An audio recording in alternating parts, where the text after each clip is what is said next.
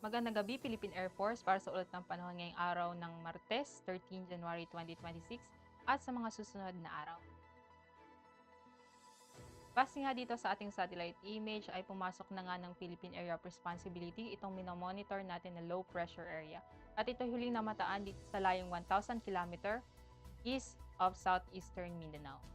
Ang trough nito ang magdudulot ng maulap na kalangitan na may mga kalat-kalat na pagulan, pagkidlat at pagkulog, particular na dito nga sa may Davao Region, Caraga, Northern Mindanao, Sarangani, Eastern Samar, Leyte at Southern Leyte. Amihan o northeast monsoon ang siya namang makakaapekto dito nga sa Northern Luzon na magdadala ng maulap na kalangitan na may mga pag-ulan, particular na dito sa Cagayan, Isabela at Aurora. Maulap na kalangitan na may mga mahihinang pag-ulan ang siya namang mararanasan dito nga sa Cordillera Administrative Region, natitirang bahagi ng Cagayan Valley. At ang Ilocos Region, natitirang bahagi ng Central Luzon ay makakaranas ng bagyang maulap hanggang sa maulap na kalangitan na may mga mahihinang pag-ulan. Ang Metro Manila at ang natitirang bahagi ng bansa ay makakaranas ng bagyang maulap hanggang sa maulap na kalangitan na may mga pulu-punong pag-ulan, pagkidlat o pagkulog, dulot naman iyan ng easterlies at localized thunderstorms. Para sa pagtataya ng panahon para bukas, inaasahan pa rin makakaranas ng maulap na kalangitan na may mga mahihinang pag-ulan ang Kawayan at Baguio. Samantalang ang Tacloban ay makakaranas ng maulap na kalangitan na may mga kalagit na pag-ulan, pagkidlat at pagkulog, dulot iyan ng trough ng low pressure. Samantalang ang Lawag, Angeles ay makakaranas ng bagyang maulap hanggang sa maulap na kalangitan na may mga mahihinang pag-ulan. At ang Metro Manila at ang natitirang bahagi ng Luzon at Visayas ay makakaranas ng bagyang maulap hanggang sa maulap na kalangitan na may mga pulu-punong pag-ulan, pagkidlat o pagkulog. Ang Davao ay makakaranas pa rin ng maulap na kalangitan na may mga kalagkat na pag-ulan, pagkilat at pagkulog, dulot iyan ng trough ng low pressure. Samantalang natitirang bahagi ng Mindanao ay makakaranas ng bagyang maulap hanggang sa maulap na kalangitan na may mga pulu-punong pag-ulan, pagkilat o pagkulog.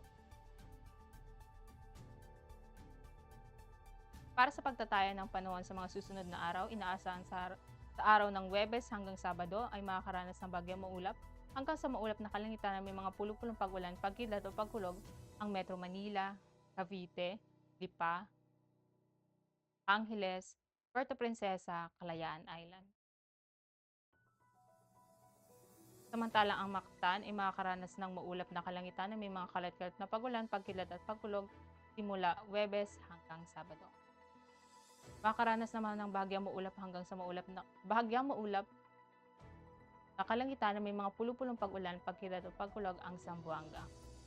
Sa araw ng Huwebes, ang Davao ay makakaranas ng maulap na kalangitan na may mga kalat-kalat na pag-ulan, pagkidlat at pagkulog, at inaasang sa darating na Biyernes hanggang Sabado ay makakaranas ito ng bagyang maulap hanggang sa maulap na kalangitan na may mga pulu-pulong pag-ulan, pagkidlat o pagkulog.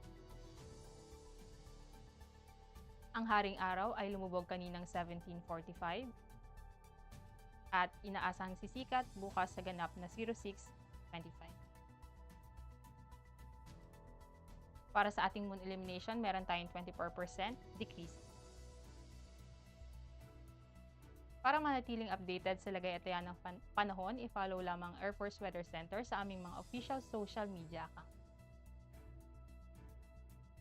At yan lamang ang aming latest update sa weather sa ngalan ng aming commanding officer na si Colonel Alvin Jan Hugador, PAP GSC. Ako si Sergeant Rosemary De Los Reyes, Philippine Air Force Weather Broadcaster ng Air Force Weather Center. Muli, magandang gabi, Philippine Air Force.